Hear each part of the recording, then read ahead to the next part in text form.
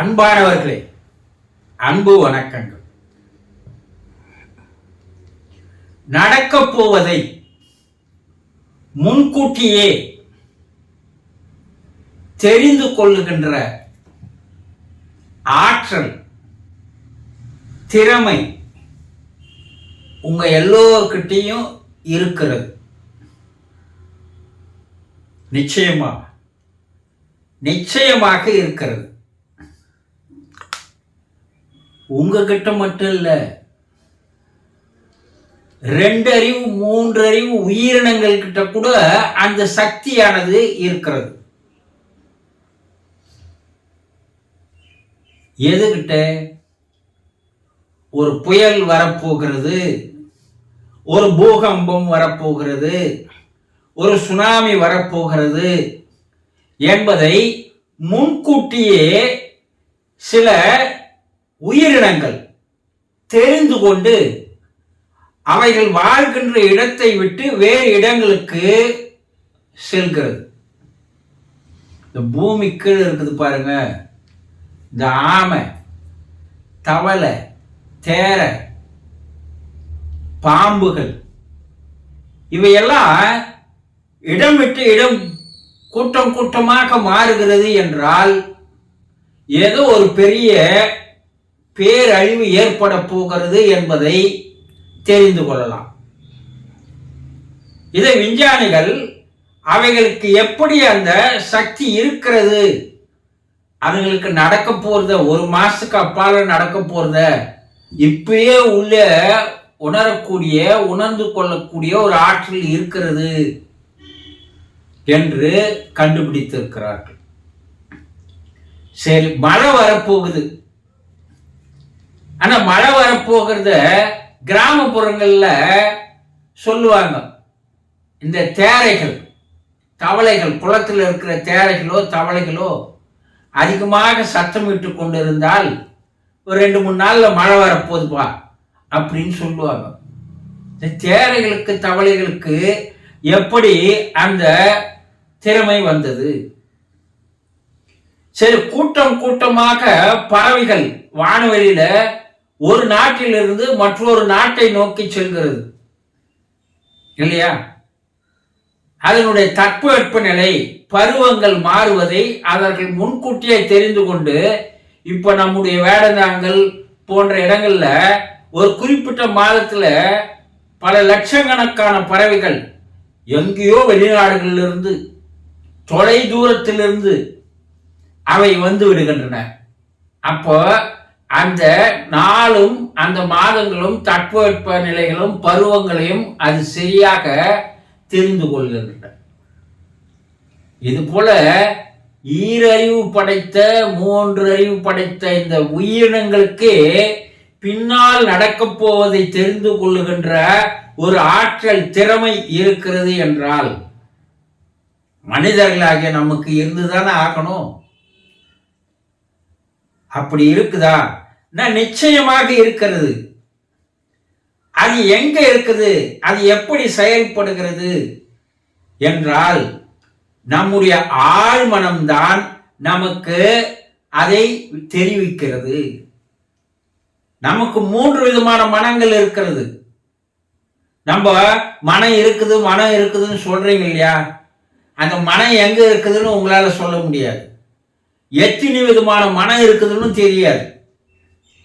சாதாரணமாக 3 நிலைகளில் மனோ தத்துவ விஞ்ஞானிகள், ஆராய்ச்சியாளர்கள் கூறுகிறார்கள். மேல் மனம், நடுமனம், ஆழ்மனம். Conscious mind, subconscious mind, super conscious mind. இந்த ஆழ்மனம் தான் பிரபஞ்சத்தோடு நெருங்கிய உறவும் தொடர்பும் வைத்துக் கொண்டிருக்கிறது. இந்த உலகிலே நடக்கக்கூடிய விஷயங்களை இந்த பிரபஞ்சம் தெரிந்து வைத்திருக்கிறது. அது நமக்கு ஆழ்மனத்திற்கு சொல்லி நமக்கு தெரிவிக்க செய்கிறது. இதை உள்ளுணர்வு என்று சொல்வார்கள். எப்படி? நம்ம ஒரு இடத்துக்கு போக போறோம், அங்க போலாமா வேணாவா, புறப்படும் போதே நமக்கு ஏதோ ஒரு தடையாக நம்ம மனசுல ஏற்படுகிறது. இப்ப போவானாவ, நாளைக்கு போலாமே அப்படின்னா உள்ளுணர்வு ஏதோ ஒரு விஷயத்தை உங்களுக்கு சொல்லுது. வானா நீங்க போகாதீங்க, ஒரு விபத்துல நீங்க மாட்டுவீங்க, ஒரு ஆக்சிடென்ட்ல நீங்க மாட்டுவீங்க, உங்க உயிருக்கு பாதுகாப்பு இல்லை, அதனால போகாதீங்கன்னு எது சொல்லுதுன்னா உங்களுடைய ஆழ்மனமானது. அதை நீங்க இப்படி ஒன்னெல்லாம் புரிஞ்சுக்கலாம். இறை நிலையானது, இறை சக்தியானது, தெய்வமானது, கடவுளானது, ஆண்டவன் உங்களுக்கு முன்னெச்சரிக்கை செய்கிறான். ஆழ்மனமும் ஆண்டவனும் ஒண்ணுதான். அதை நம்ம புரிஞ்சிக்கிறது இல்லை. நம்ம கிட்டயே உள்ள இருக்கிற ஆண்டவனை விட்டுட்டு நம்ம வெளியெல்லாம் போய் தேடி வணங்கின்னு இருக்கிறோம். அது உங்களுக்கு நல்ல எச்சரிக்கைகளை தருகிறது.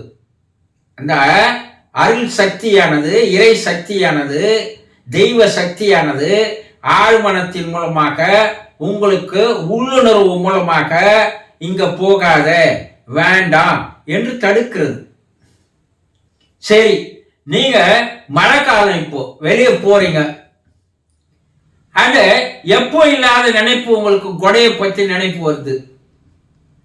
அப்ப அந்த கொடையை எடுத்துன்னு போங்க அப்படின்னு உள்ளுணர்வு சொல்லுது. ஆனா நம்ம நிறைய பேர் என்ன பண்றோம், அதை அவாய்ட் பண்ணிட்டு உள்ளுணர்வு சொல்லுகின்ற பேச்சை நாம் கேட்பதில்லை. நம்ம போறோம், மழையில நினைச்சிட்டு வரோம். அப்போ உள்ளுணர்வு ஏற்கனவே சொல்லிச்சா, அவாய்ட் பண்றோம். சில விஷயங்களை செய்யாதே என்று உள்ளுணர்வு சொல்கிறது. ஆனா நம்ம தான் திமிர் பிடிச்சவங்களாச்ச, அந்த விஷயத்தை அடம்டா போய் செய்வோம், அதனால பெரிய அடி வாங்குவோம், பாதிப்புக்கு உள்ளாகுவோம். அப்போ உள்ளுணர்வு என்ன சொல்லுது, நீ செய்யாதன்னு முதல்ல சொன்னல, ஆனா நீ அதை செய்து அடி வாங்குற, நான் என்ன செய்ய முடியும்? அப்போ உள்ளுணர்வு யாரையோ ஒருத்தர் இது வரைக்கும் நினைக்காத ஒரு ஆளை உங்க ரிலேஷன்ல யாரையோ ஒருத்தர் நினைக்கிறீங்க. ஆனா 2 நாள் பொறுத்து இல்லை ஒரு நாள் பொறுத்து செய்தி வருது, அவர் பெரிய விபத்துல மாட்டிக்கினாரு, விபத்துல இறந்துட்டாரு. இப்ப உங்க உள்ளுணர்வு சொல்லுது, உங்க ரத்த சம்பந்தம், உங்க உறவுகள் யாரோ பாதிக்கப்பட்டு இருக்கிறார்கள் என்று உங்களை நினைக்க வைத்து அவரை பற்றிய செய்தியை உங்களுக்கு சொல்கிறது. இப்படி வாழ்க்கையில் நீங்க சின்ன சின்ன விஷயங்கள் எல்லாம் உங்களுடைய உள்ளுணர்வானது, ஆழ்மனமானது உங்களுக்கு எச்சரிக்கைகளை தருகிறது, உங்களுக்கு நடக்க போவதை முன்கூட்டியே சொல்லுகிறது. ஆனா நம்ம அதை என்ன பண்றது இல்லை, உன்னிப்பா கவனிக்கிறது இல்லை, அதை சொல்வதை கேட்பதில்லை. மிருகங்களும் உயிரினங்களும் அதற்கு சொல்லுகின்ற, அதனுடைய உள்மனம் சொல்லுகின்றதை கேட்டு அது நடக்கிறது. அதற்கு தீர்க்க தரிசனம் தெரிகிறது. நம்ம மனிதர்களையே தீர்க்க தரிசி என்று சொல்லுவார்கள். தீர்க்க தரிசினா பின்னால் நடக்க போவதை முன்கூட்டியே சொல்லுகின்ற ஒரு ஆற்றல், ஒரு திறமை அவங்க கிட்ட இருக்கிறது. அப்படி இருப்பவர்களை தான் தீர்க்க தரிசின்னு சொல்றோம்.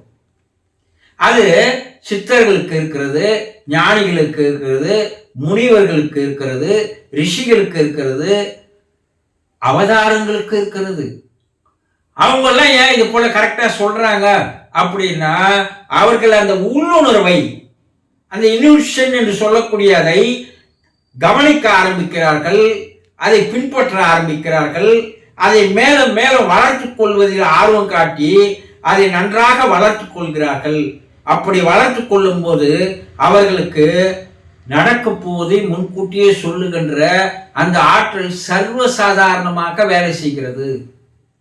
இப்படிப்பட்ட திறமை இருப்பவர்களை என்ன சொல்லுவாங்கன்னா கிளியர்வேயன்ஸ் என்று ஒரு ஆங்கிலத்துல பெயர் வச்சு அழைப்பாங்க. கிளியர்வேயன்ஸ் அப்படின்னா என்னன்னா, நம்ம ஊருங்கள்ல கிராமப்புறங்கள்ல குறி சொல்பவர்கள் கேட்டிருப்பீங்க.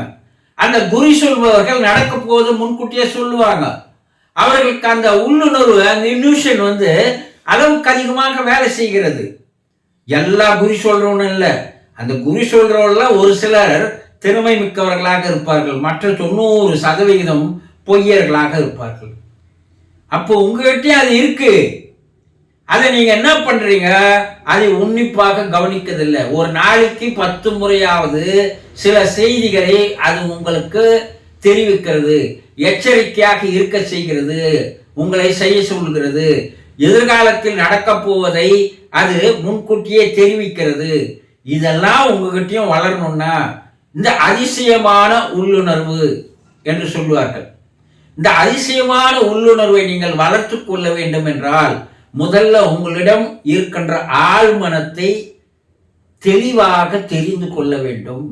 அந்த ஆழ்மனத்தினுடைய செயல்களை, அதனுடைய குணங்களை, அதை நீங்கள் முழுமையாக தெரிந்து கொண்டால் அந்த உள்ளுணர்வு எப்போது உங்களுக்கெல்லாம் அது நடக்க போவதை சொல்கிறதோ அதை நீங்க என்ன பண்ணிக்கலாம், உடனடியாக அதை உங்களால் உணர்ந்து கொள்ளக்கூடிய ஆற்றல். பல பேருக்கு அந்த உள்ளுணர்வானது நடக்க போவது சொல்லுது, ஆனா அதை உணர்ந்து கொள்ளுகின்ற திறமை அவர்களுக்கு இருப்பதில்லை, பெரும்பாலானோருக்கு இருப்பதில்லை.